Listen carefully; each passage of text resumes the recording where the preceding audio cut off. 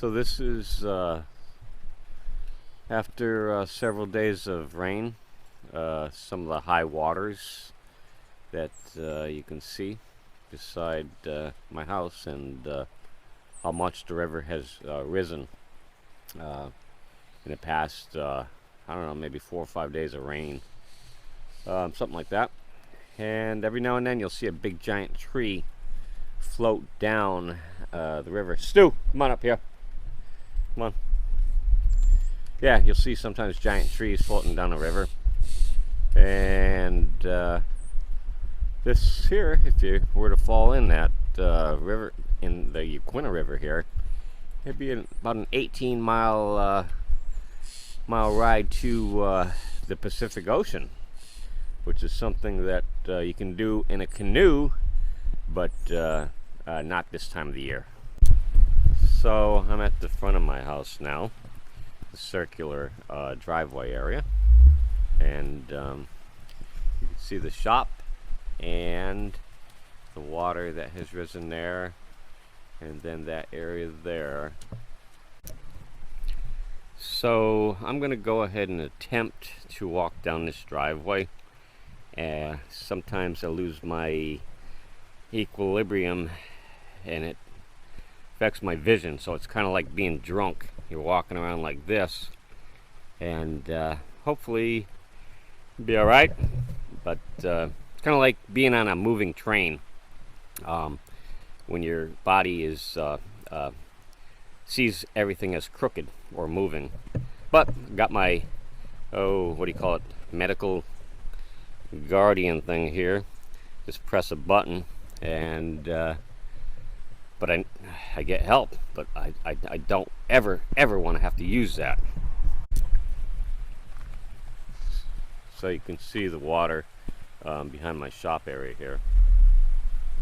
I'm in the area of the shop right now, and it's all colored brown because of all the erosion and that kind of thing. Stu, come. Let's go.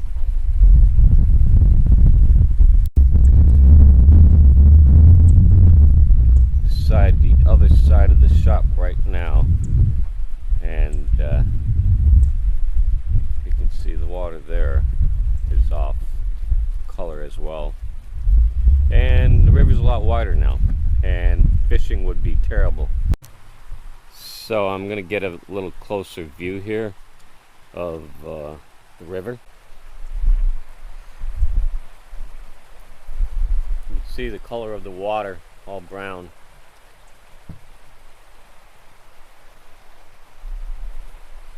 And I'm right beside the shop area.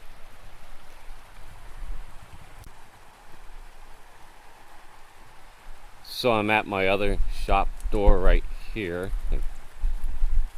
and that's my fishing area there that I filmed in the summer. And right now it's no good for fishing, obviously. In fact, I would be underneath water right now. Stu, come. Let's go.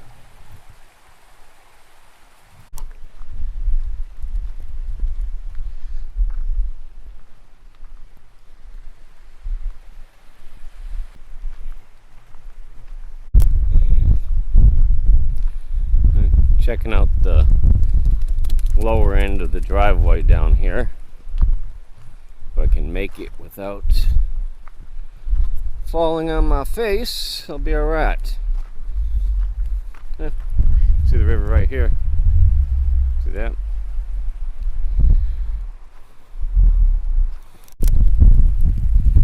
So now I'm entering the lower part of my driveway. And this is a culvert that goes under the driveway, but it's overflowed right now. Stu, get out of there. Get over there. And the river is right there. And it's just about cresting onto the land right here. And I've seen it come up all the way to this power pole right here. And I've seen water in this area up to a foot, foot and a half, 2 feet. at times. So we're okay for now. And behind me, if you can see, the incline of the hill here. Here's a tree that was uprooted from some of the high winds a few weeks back, and the ground being saturated, it just fell over. We're back home, and so I just stepped out of my house here. It's nighttime right now. I don't know exactly what time it is, but it's dark. Checking out my shop area with the spotlight so I could see how high the water is in the river.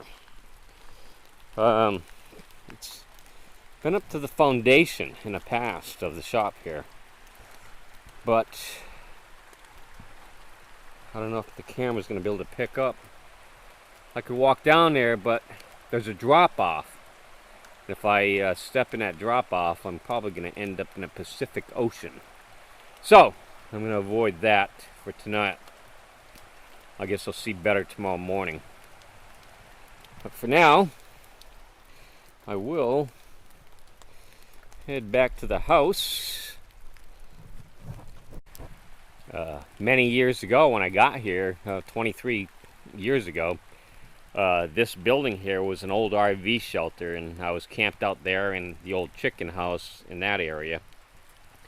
But one night camped out here, I was having a fire with my black Labrador Sid, and I heard something splashing in the water. These giant footsteps come running up the hill, and went searching around and jumping around looking for my 41 Magnum, and I ran into a bunch of logs that were cut up, and I split open my what do you call it, the tibia bone, my shins, pouring in fucking blood, and still looking for my Magnum. But anyways, long story short, never found out what it was. It disappeared and never showed up again. So, but this is my scrap metal area here. I'm waiting for to get some more scrap metal to get it to the sanitation department. A couple lawnmowers, anybody wants them, free. Been pushing lawnmowers for 23 years. Good exercise. What else? Another time camping out here, there was a time when I had my wood stove out here, Franklin wood stove, and my Labrador Sid. He was out here and he ran into a porcupine in sometime in the midnight hours or early morning hours, and he came into the little RV shelter area, cooking area here, and he had these porcupine thorns, or quills I should say, all over his face and his nose, and it was a disaster. He was in pain, and fortunately I had all my taxidermy tools out here, so I was able to remove pretty much everything that he was infected with, and we didn't need no vet at the time, so he survived that okay. He had a lot of little incursions with porcupines, various other critters out here, but it's part of our country life, I guess. So heading back to the house, and I see Stu is in the window. I kept him indoors because he likes to sneak around in the dark, and I don't want him running into any coyotes, porcupines, bobcats, possums, or raccoons. He likes to get into trouble as well. So, at the house, see if you can see Stu.